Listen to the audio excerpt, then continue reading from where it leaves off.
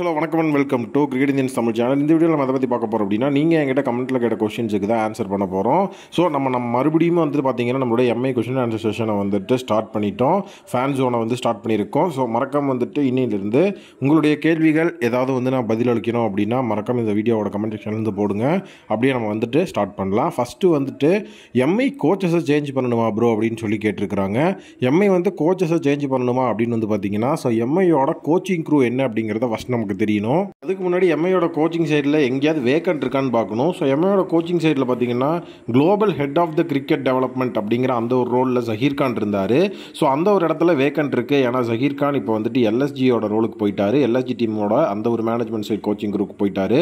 So அந்த இடத்துல ஒருத்தர் எடுக்கணும். மற்றபடி பார்த்தீங்கன்னா ஹெட் கோச்சா மார்க் போச்சர், பேட்டிங் கோச்சா கைரன் போலார்ட், அசிஸ்டன்ட் பேட்டிங் கோச்சா அருண்குமார், பவுலிங் கோச்சா மலிங்கா, ஸ்பின் பவுலிங் அசிஸ்டண்ட்டாக ஸோ பிராட் ஹாக் அப்படின்னு சொல்லி நல்ல தரமான கோச்சிங் குரூவை தான் அவங்க வச்சுருக்காங்க. ஸோ இதில் head coach of Mark Boucher. So மற்றபடி வேறு எதையுமே மாற்றுறதுக்கு அங்கே இடமே கிடையாது. ஏன்னா batting coach Kieron Pollard, bowling coach Malinga கண்டிப்பாக அதை மாற்ற மாட்டாங்க.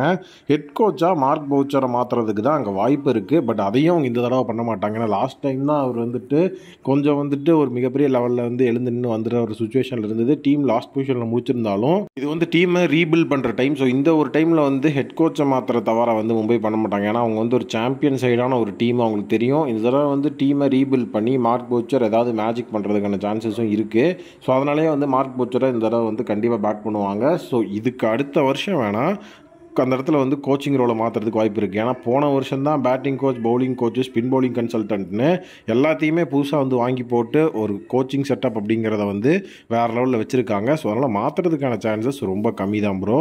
ஸோ நெக்ஸ்ட் கொஷினை கேட்டிருக்கிறது யாருன்னு பார்த்தீங்கன்னா, இளவேனில் துஷாராவை ரீபை பண்ணி டெவலப் பண்ணலாமா அப்படிங்கிற மாதிரி கேட்டிருக்காங்க. ஸோ துஷாராவை பொறுத்த வரைக்கும் அவர் நல்ல ஒரு தரமான பேஸ் பவுலர், அது எந்த விதமான டவுட்டும் கிடையாது. பட் அதாவது அந்த எக்ஸ்பெக்டேஷன் நம்ம வச்சது தான் தவறு. அதாவது அவர் ஒரு மலிங்காவோட மினி வெர்ஷன். கண்டிப்பாக மலிங்கா லெவலுக்கு மும்பைக்கு ஒரு வேறு லெவல் அசட் ஆஃப் த டீமாக இருப்பார் அப்படிங்கிறது எல்லாருமே ஒரு எக்ஸைட்மெண்ட்டோடையும் ஒரு நம்பிக்கையும் வச்சுருந்தாங்க. ஸோ அந்த மாதிரி விஷயத்தை அவங்க எக்ஸைட்மெண்ட்டோடு இருந்ததுனாலேயே அவர் மேலே நிறைய ப்ரெஷர் இருந்தது, நீங்கள் மலிங்கா மாதிரி பர்ஃபார்ம் பண்ணணும் அப்படிங்கிறது. பட் அவர் அதை பண்ணாரா அப்படின்னா கிடையவே கிடையாது. ஐபிஎல் 2024 இனிஷியல் ஸ்டேஜில் ரொம்பவே திணறிட்டு இருந்தார். அதுக்கப்புறம் முடியும் போது ஓரளவுக்கு ஹை நோட்டில் முடிச்சிருந்தாலும் இப்போ அவர் மலிங்கா கிடையாது. அது மட்டும் இல்லாமல் பத்ரினாக்கும் இவருக்குமே பார்த்தீங்கன்னா ரெண்டு பேருமே ஸ்ரீலங்கன்ஸ் தான். இவங்க ரெண்டுக்குள்ளேயே யார் நெக்ஸ்ட் மலிங்காங்கிற போட்டி மாதிரிலாம் உருவாக்கி விட்டுட்டாங்க. ஸோ அதனால் கண்டிப்பாக இப்போ எம்ஐ கேப்டன் டீம்லேயும் அவர் இருக்கிறதுனால மறுபடியும் அவரை பை பண்ணி டெவலப் பண்ணுறதுக்கான சான்சஸ் ஹெவியாக இருக்குது. எம்ஐயோட குளோபல் பிளேயராக இப்போ எப்படி டீம் டேவிட் இருக்காரோ அந்த மாதிரி துஷாரா இருக்கிறதுக்கு வாய்ப்பு இருக்குது. பட் ஆர்டிஎம் பண்ணுவாங்களான்னு தெரில. மீண்டும் ஒரு கேஷ் டீல்லையே வாங்குறதுக்கான சான்சஸ் கொஞ்சம் இருக்குது. நெக்ஸ்ட் கொஸ்டினை கேட்டிருக்கிறது சுதா அப்படிங்கிறவங்க கேட்டிருக்காங்க, ஹர்திக் கேப்டன்சி எம்ஐக்கு செட் ஆகலை ப்ரோ, அவருக்கு பேக்கப்புக்கு ஒரு கேப்டன் வேணும்னா யாரை நம்ம சூஸ் பண்ணலாம்? இந்த இடத்துல நீங்கள் ரோஹித் சர்மாவை ரிட்டைன் பண்ணிட்டாங்கன்னே வச்சுக்கோங்க. ஸோ அவர் இல்லாமல் வேற ஒரு பிளேயரை நீங்கள் சொல்லுங்கள் அப்படிங்கிற மாதிரி கேட்டிருக்காங்க. ஃபர்ஸ்ட் ஆஃப் ஆல் நிறைய பேர்கிட்ட இந்த ஒரு மைண்ட் செட் இருக்குது. அதாவது ஹர்திக் பாண்டியா எம்ஐயோட கேப்டன்சிக்கு செட் ஆகலை அப்படிங்கிறது. எதுக்காக அந்த ஒரு மைண்ட் செட் வந்தது அப்படிங்கிறத நான் ஃபஸ்ட்டு உங்ககிட்ட தெளிவாக சொல்லிடுறேன். ஹர்திக் பாண்டியா கேப்டன்சி எக்ஸ்பீரியன்ஸ் அப்படிங்கிறதே இல்லாமல் தான் குஜராத் டீமுக்கு கேப்டன் ஆனார். பட் ஆனால் அவரோட கேப்டன்சி அந்த மாதிரி கிடையவே கிடையாது. ஒரு எக்ஸ்பீரியன்ஸ் கேப்டன் எப்படி ஒரு டீமை வழி நடத்துவாரோ, எந்தெந்த பிளேயரை பேக் பண்ணணும், எப்படிலாம் பண்ணணுமோ அந்த மாதிரி பண்ணி ஃபஸ்ட்டு சீசனே குஜராத் டைட்டன்ஸை ஃபைனலும் கூப்பிட்டு போய் சாம்பியன்ஷிப்பையும் அடிக்க வச்சிட்டாரு. சேம் அதே ஒரு மைண்ட் செட்டோட ட்ரேட் ஆகி மும்பைக்குள்ளே வந்தார். ஸோ ரோஹித் சர்மா அப்போ ஒரு சக்ஸஸ்ஃபுல் கேப்டனாக இருந்தார் மும்பைக்கு. மும்பை தான் சக்ஸஸ்ஃபுல்லாக அதிக ட்ராஃபீஸை வச்சுருந்த ஒரு டீமாக இருந்தது. ஸோ அப்போது கேப்டன்சி எக்ஸ்பீரியன்ஸே இல்லாமல் ஒரு புது டீமை கப்படிக்க வச்ச ஹர்திக் பாண்டியாவால் அவரோட பழைய டீம் ஹர்திக் பாண்டியா ரோஹித் சர்மாவுக்கு கீழே இருக்கும்போது கேப்டன்சியோட அந்த ஒரு பேக்கப்போ அவருக்கு இருக்கும் அப்படிங்கிற மாதிரி எல்லாமே நினச்சிருந்தாங்க. கண்டிப்பாக மும்பையை வேறு லெவலில் கொண்டு போவார் அப்படிங்கிற ஒரு எக்ஸ்பெக்டேஷன் ஹர்திக் பாண்டியா மேலே ரொம்பவே இருந்தது.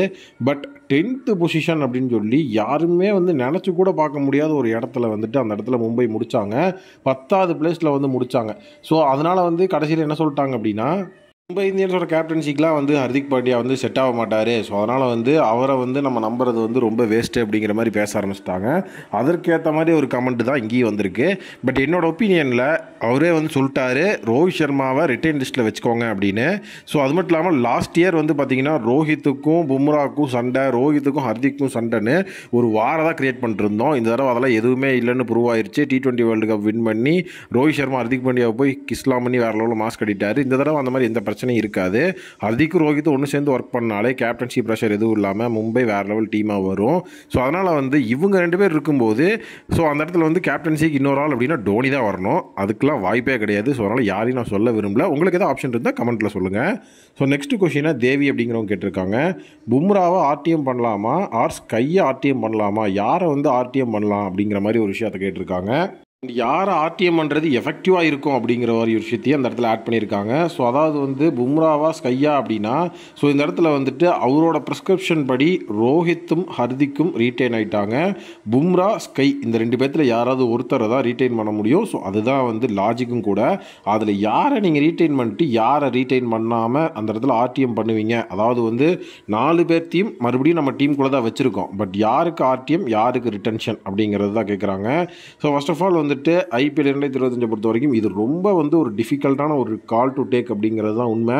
ஏன்னா பும்ரா ஒரு பிரைம் பவுலர், அதே நேரம் சூரியகுமார் யாதவ் ஒரு பிரைம் பேட்ஸ்மேன், பும்ரா ஒரு நம்பர் 1 பவுலர், சூரியகுமார் யாதவ் ஒரு நம்பர் 1 பேட்ஸ்மேன். ஸோ எப்படி பார்த்தாலும் 2 பேருமே எல்லா இடத்துலையும் வந்து அந்த தராசு கீழே மேலேயும் வந்து இறங்காது. பட் ஐபிஎல் அப்படின்னு வரும்போது நீங்கள் நம்பர் ஆஃப் அதிரடியாக ஆடக்கூடிய ஹிட்டர்ஸை எடுத்துடலாம்.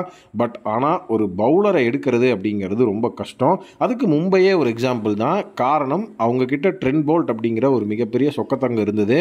அந்த ட்ரெண்ட் போல்ட் அப்படிங்கிறவரை வந்து விட்டுட்டு ஆர்ச்சர் கிட்ட போகிறோன்னு போனாங்க. இப்போ வரைக்கும் அந்த ட்ரெண்ட் போல்ட்டோட இடத்துக்கு தரமான ஒரு பேசரை அவங்களால கொண்டு வரவே முடியல.